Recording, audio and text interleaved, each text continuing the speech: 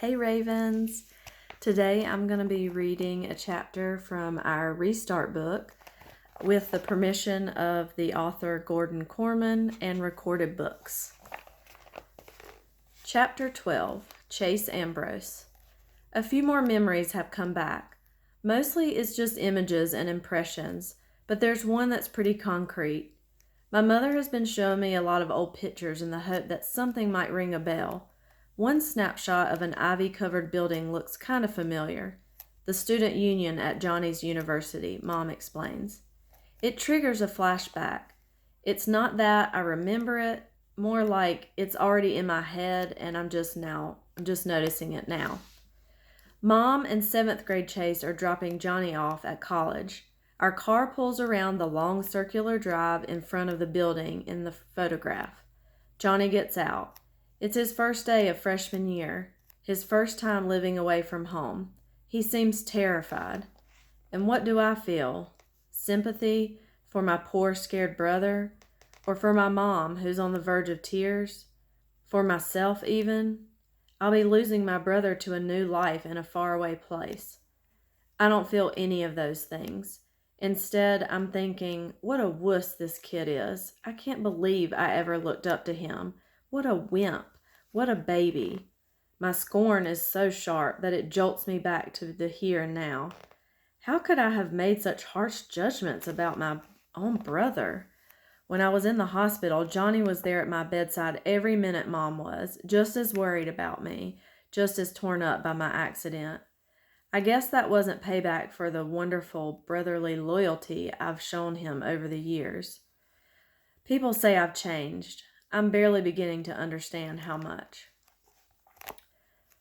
Dr. Cooperman isn't surprised that my memory is returning. My brain is totally fine, he says at my next appointment. After all, I remember everything that's happened since coming out of the coma. Not that it would be easy to forget things like Shoshana dumping frozen yogurt on my head, or Brendan going through the car wash on a tricycle, or how it felt to push Joey against the wall, a blur of violence, anger, and lightning-fast action. And something else, too. I may not be proud of it, but it's the truth. Satisfaction. I didn't like the way a situation was going, and I changed it with my own physical power. Aaron's words came back to me. You didn't have to attack him, and Shoshana's goon. That haunts me a little. I don't regret stopping Joey from bullying Brendan, but was fighting really the only way to make that happen? Worse, I didn't even consider trying to talk Joey down. I just grabbed the kid and manhandled him, the same way he was manhandling Brendan. I get that the old Chase could be like that, before the accident, but now I'm starting to wonder if that person is still inside me, emerging from the darkness, bit by bit, along with my memory. As weird as it was to lose my past, this might be even weirder. The more that comes back, the less I recognize myself. Dr. Cooperman also pronounces me fully recovered physically. Then he drops the bomb. He still wants me off football for the rest of the season. I must seem pretty devastated because he adds, it's all out of an abundance of caution. You're fine. But concussions can't be taken lightly. We're learning new things about the long-term effects every day. I know you're disappointed, honey, my mom adds. I understand how important football is to you. How can I explain it to them? Sure, I'd love to play, but what really bugs me is that football is my biggest connection to my old life. I don't think I've had a single conversation with Dad that wasn't about either my past gridiron glories or the ones he still expects me to have. And since the incident with Joey, the only Hurricanes who'll talk to me are Aaron and Bear. Even with them, half the time I get the impression that their main interest is getting their team captain back. For sure, those guys are never going to forgive me for A, doing my community service when I don't have to, and B, not hating it enough. To be honest, I don't hate it at all. One thing no one ever tells you when you're laid up, like I was in the hospital, is how boring it is. You really appreciate anybody who comes to break the monotony. So now I get to be that person for the residents of Portland Street. Makes me feel good about myself. And that's huge at a time when I'm learning I have so much to feel bad about. Besides, I get stuff out of it too. I've learned how to play mahjong And I've picked up a lot of great tips on how to grow stuff, mostly from Mrs. Kittredge, whose room looks like a botanical garden. I think I'm going to be able to save a lot of Mom's plants, and maybe even the ficus in Helene's room, the one she bought at her preschool's flower sale and is at least 98% dead. That'll make points with Corinne, who is losing her enthusiasm for the fallen leaves and the tiny white bugs that are all over them. As for Mr. Solway, despite the fact that I've forgotten most of what's happened to me, I feel confident saying he's the coolest person I've ever met. Anyone who could jump onto a moving enemy tank, throw open the hatch, and take it out with a grenade has to be a pretty amazing guy. Mr. Solway doesn't see it that way. That's what I did, not who I am. If I'd bothered to think about it, I wouldn't have done it. I'm not that stupid. The sad part is that Mr. Solway can't find his Medal of Honor. Nurse Duncan thinks it's probably got misplaced during Portland Street's big repainting project, and it will turn up sooner or later, but he's convinced he flat out lost it. I haven't been as sharp since my wife died, he tells me. We never had kids, so we were the whole world to each other. She looked after everything. I looked after her, he sighs. You can see which one of us did a better job. When she was gone, that's when my life pretty much ended. This, a sweep of his arm takes in the room, is marking time. I hate it when he talks like that. Come on, Mr. Solway, you've got a good life here, plenty of friends. He glares at me. Have you ever asked about me around this place? Old ladies on crutches do the 100-yard dash when they see me coming. I've got my own personal table for one in the dining room. The nurses all call me Mr. Happy Face. They think I don't know because they assume I'm just as deaf as everyone else in this funny farm. I'm getting the sense that, before my accident, I was kind of Mr. Happy Face at my school, I confide in him. I could have told you that, he replied. When you first showed up here, you were just like those other two good-for-nothings, maybe the worst of the three. Sometimes a whack on the head is exactly what a fella needs. That's a pretty harsh thing to say to someone with amnesia, but that's just the way Mr. Solway is. He isn't being mean, he's being honest. He's lived a long time and been through a lot, and he doesn't feel like he has to pull any punches. I respect that more than anything. That whack on the head cost me 13.5 years of my life, I reminded him. Remembering is overrated, he assures me. You know that heroic act that earned me that fancy medal? I don't remember 1 second of it. The only reason I know what happened is from the report my captain filed with the headquarters. I guess when you get older, it's hard to hang on to every detail I offer. He shakes his head. It isn't old age. It's looking into a T-34 tank with a grenade gone off inside of it. Not a pretty sight. That was the medic's explanation anyway. You block out what you can't face. They were the enemy, I say gently. There was a war on. They're always the enemy when they're shooting at you, kid. But a dead man doesn't care what uniform he's wearing. I'm better off forgetting the whole rotten business, medal and all. That's another thing I have in common with Mr. Solway. We're memory loss buddies. I wonder if I blocked out what a jerk I used to be because I can't face it. I don't think it's the same thing, though. Besides, my lost past has started to come back. I wouldn't exactly call it a tsunami of recollection, more like the water torture where the blindfolded prisoner feels a drip on his head just often enough to drive him crazy, anticipating the next one. I can't even be sure they're real memories.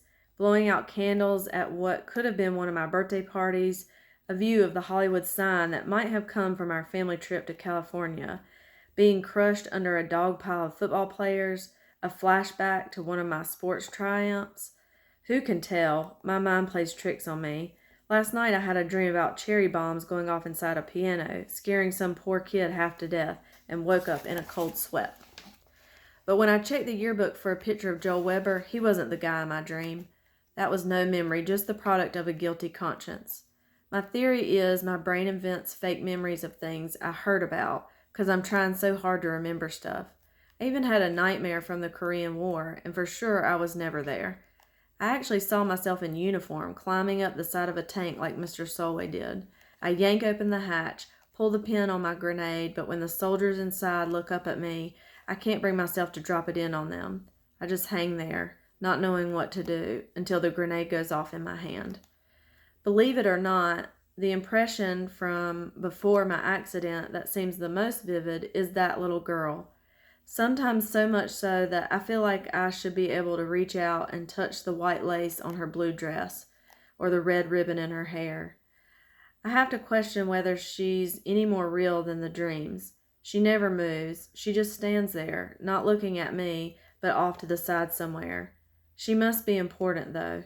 She's the one image that was still with me when I woke up in the hospital. I wonder who she is.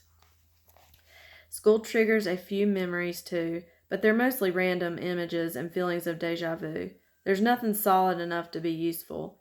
I still don't really know the faculty, the kids, or the custodians. I'm just now learning my way around a building I've been attending since the 6th grade.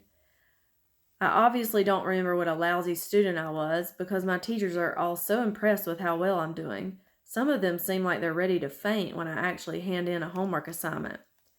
Video club is the one place that's brand new to me because it actually is. We've collected a ton of footage for the yearbook. I'm lagging behind the other members since most kids run a mile when they see me coming. I always shout, "Brendan sent me," so they'll know I'm not looking for trouble.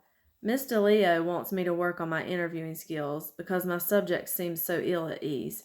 Yeah, no kidding.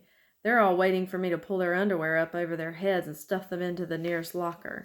At least the video kids are getting used to having me around, except Shoshana, who hates me for good and always.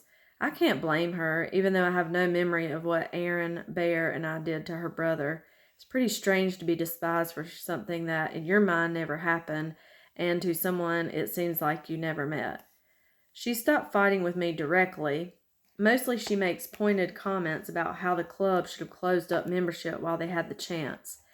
That's unfair because I'm not even the last one to join. Kimmy got here after me, and if I'm a newbie, I don't know what you call her. She doesn't know a camera from a kumquat.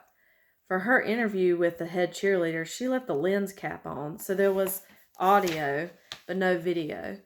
On her second try, she zoomed in so close that all you could see was a mouth talking. I think Brendan has kind of a crush on Kimmy, because he won't hear anything bad about her. Shooting a mouth but no face is expressionism, and lens caps are too analog for digital age. Whatever. Brendan's true love, though, is YouTube. This afternoon, he shows us his latest clip of a tiny goldfish bravely swimming against the pool of a bathtub drain, while electric guitars roar in the background. Just as the struggling creature is about to be sucked away to its doom, a toilet plunger slams down over the drain opening, saving his life.